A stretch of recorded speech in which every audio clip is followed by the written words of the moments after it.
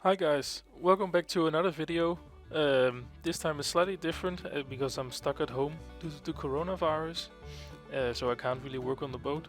In this video I will share the history of Omala and some of her sister ships.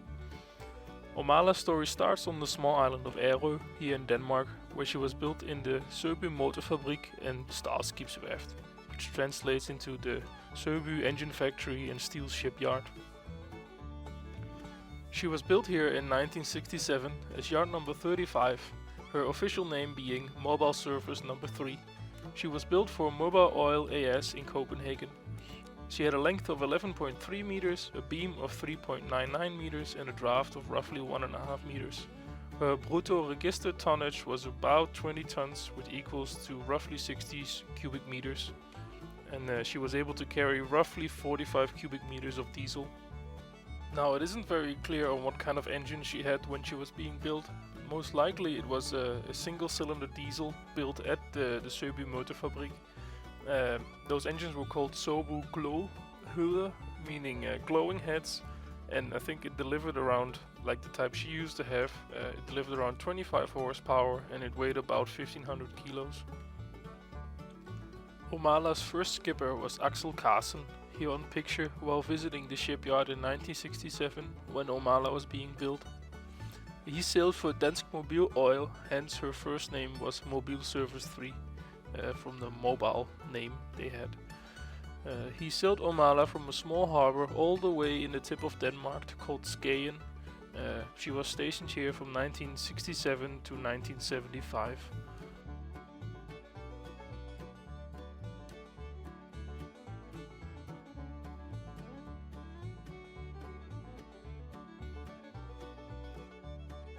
In 1975, she was transferred from Skagen to the big harbor of Esbjerg on the west coast of Denmark, where again she was operated under the name of Mobile Oil until 1987. I have not been able to find much information in the archives during this period, but I know that one of her skippers in this harbor was Charles K. Pielsen.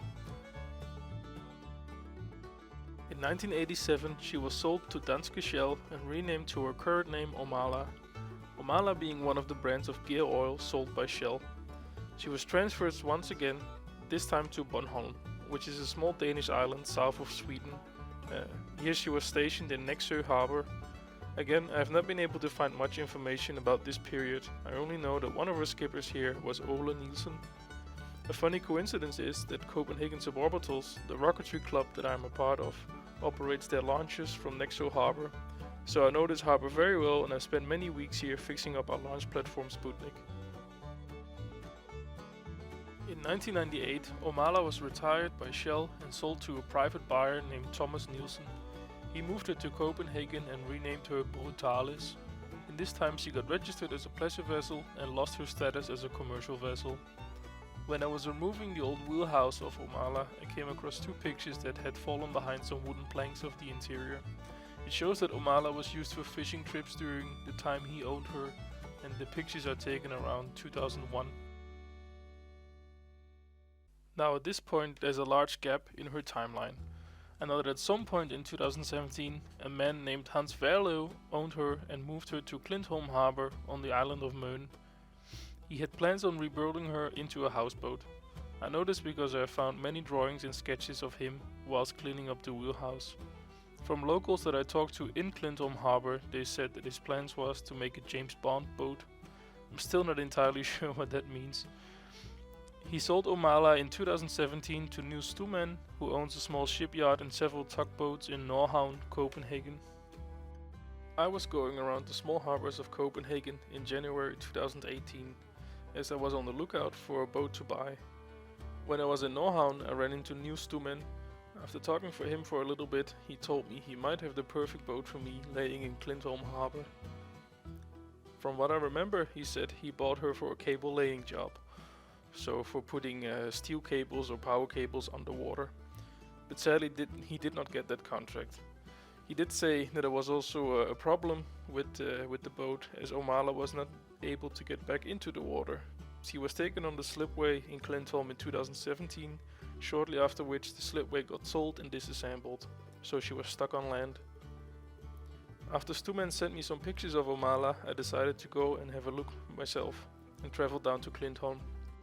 To be honest, she was pretty sad looking. She was tagged with graffiti as Luderen number 3, translating into the prostitute number 3.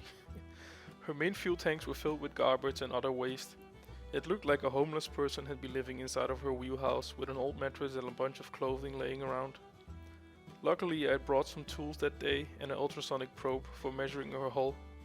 So that day I spent most of the time opening manholes and measuring the thickness of her hull, with plating ranging in the bottom between 14 and 20 millimeters and the sides being 6 to 10 millimeters in thickness. She had frames inside the hull at about 25 centimeters on center, and I realized she was really stout and heavily built. I realized that day that this was the boat for me.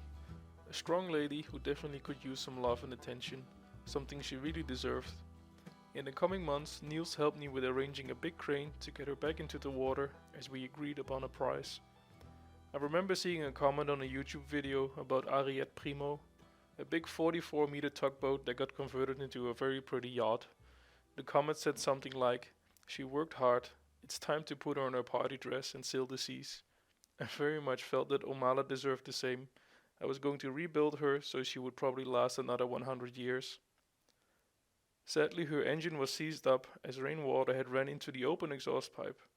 Luckily, my friends Henry and Andreas helped me towing her back to Copenhagen with their tugboat Lillebjørn. So this is Omala's history to present day.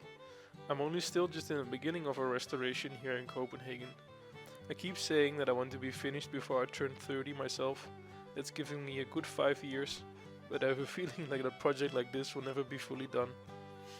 Now that I'm stuck at home for the last few days, I spent a lot of time researching her history, going through Danish city archives, writing out to several Danish history groups, and in this search I've actually got in contact with some of her family, or at least the skipper's old family.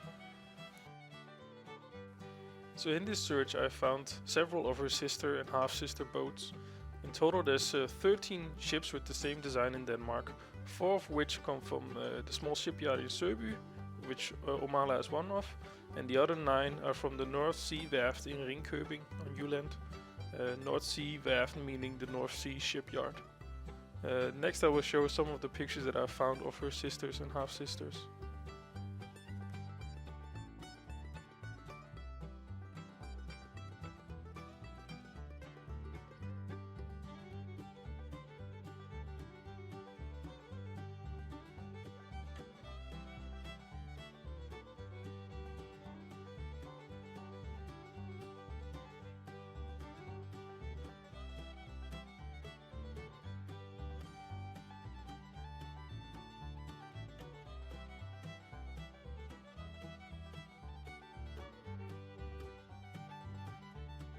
So that's it for now.